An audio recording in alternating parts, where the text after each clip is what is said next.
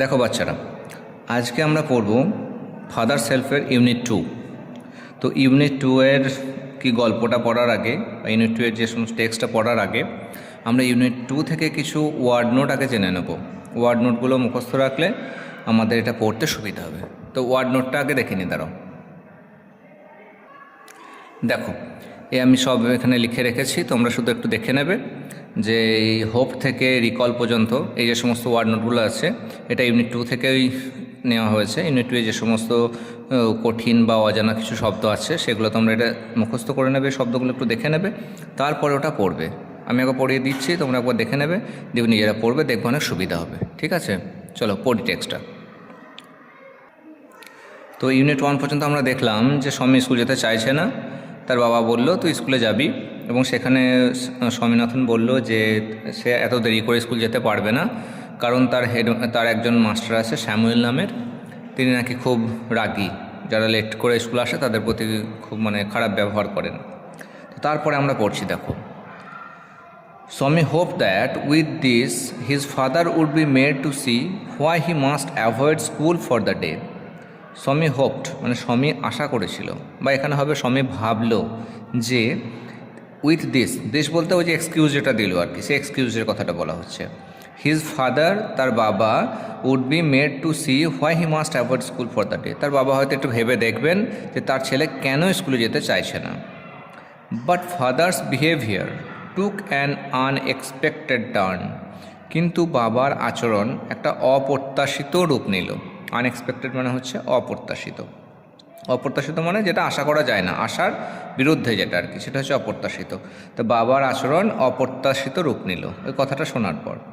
He proposed to send a letter with স্বামী two the headmaster, তিনি প্রস্তাব দিলেন যে তিনি একটা চিঠি লিখে দেবেন তার হেডমাস্টারকে।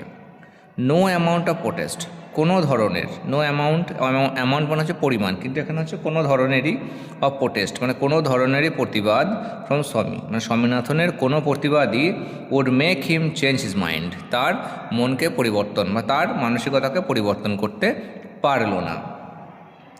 By the time Swami was ready to leave for school, যে সময়ে স্বামী স্কুল যাওয়ার জন্য প্রস্তুত নিচ্ছিল, father had composed a long letter to the headmaster, বাবা কী করলেন, একটা লম্বা চিঠি লিখলেন তার হেডমাস্টারকে।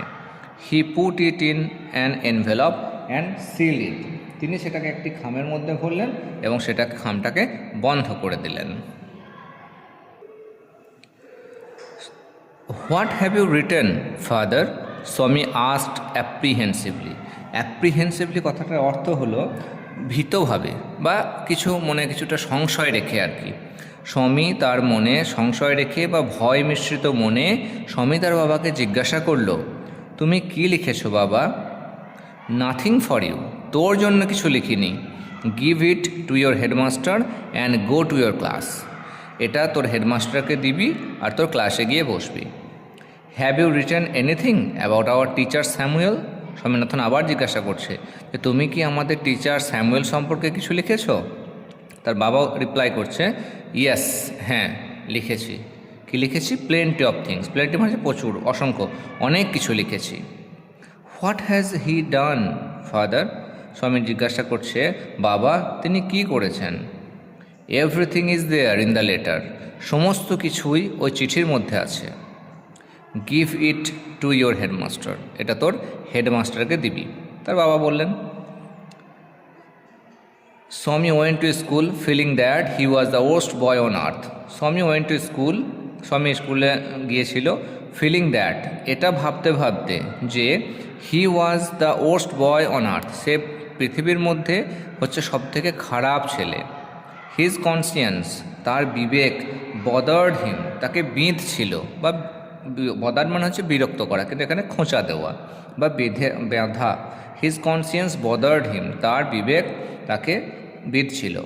হি was not at all sure if his description of Samuel had been accurate, সে আদেও নিশ্চিত ছিল না যে তার বর্ণনাটা, স্যামুয়েল সম্পর্কে তার যে বর্ণনাটা সেটা যথার্থ ছিল কিনা।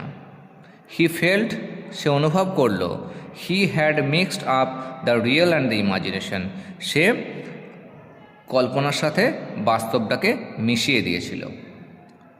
স্বামী stopped on the road side, Swami রাস্তার ধারে দাঁড়িয়ে পড়েছিল। To make up his mind, তার মনস্থির করতে, অ্যাবাউট স্যামুয়েল, স্যামুয়েল সম্পর্কে তার মনস্থির করার জন্য সে রাস্তার ধারে দাঁড়িয়ে পড়েছিল। মানে এই সমস্ত চিন্তাগুলো তার মাথায় আসছিল যে আমি স্যামুয়েল সম্পর্কে কি বললাম, সেটা ঠিক বললাম কি না, ঠিক আছে। তো সেই জন্য সে রাস্তায় দাঁড়িয়ে দাঁড়িয়ে সেটা ভাবছিল। Samuel was not such a bad man after all, সে কী ভাবলো যে স্যামুয়েল তো এতটাও খারাপ মানুষ নয়। Personally he was much more friendly than the other teachers, ব্যক্তিগতভাবে তিনি অন্যান্য শিক্ষক মহাশয়দের থেকে একটু বেশিই বন্ধুত্বপূর্ণ বা বেশি খোলামেলা। স্বামী অলসো ফেল্ড, স্বামী আরও অনুভব করেছিল Samuel had a special regard for him, যে স্যামুয়েল তার প্রতি একটু বেশিই স্নেহ করেন, একটু বিশেষ স্নেহ করেন তার প্রতি। এবার কি হলো দেখো, Swami's head was dizzy with confusion, স্বামীর মাথা যেন হতবুদ্ধি হয়ে গেল, কিসে, বিভিন্ন চিন্তায়। কনফিউশন মানে বিশৃঙ্খল বা এলোমেলো চিন্তা। Swami's head was dizzy with confusion, স্বামীর যে মাথাটা যেন এলোমেলো হয়ে গেল অনেক কিছু উল্টোপাল্টা চিন্তায়।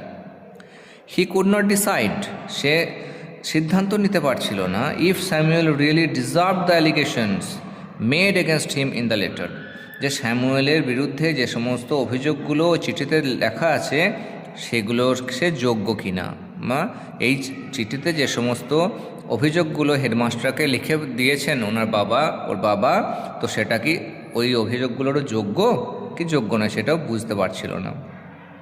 The more he thought of Samuel, Samuel সম্পর্কে যতই সে ভাবছিল, দ্য মোর স্বামী গ্রিভড ফর হিম, স্যামুয়েল তার জন্য ততই শোকার্ত হচ্ছিল।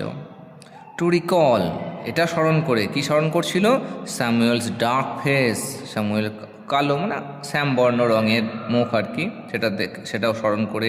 হিজ থিন মাউস্টাচে, তার গোঁফ, আনসেভেন চিক মানে খোঁচা খোঁচা দাড়ি, অ্যান্ড ইয়েলো কোট, এবার হলুদ রঙের একটা কোট পরে আসতো। ফিল্ড স্বামীনাথন উইথ সরো, স্বামীনাথনকে তাকে দুঃখে পরিপূর্ণ করলো। তো এটা হলো ইউনিট 2। ইউনিট 2 এর সমস্ত টেক্সট আমি পড়িয়ে দিলাম তোমাদেরকে, আর এই ওয়ার্ড নোটগুলো প্রথমে দিয়েছি, ওয়ার্ড নোটটা আমি আরেকবার বলে দিচ্ছি যে তোমরা পড়বে এটা খুব ভালো করে, ওয়ার্ড নোটগুলো দেখে নেবে, তাহলে পড়তে সুবিধা হবে, ঠিক আছে।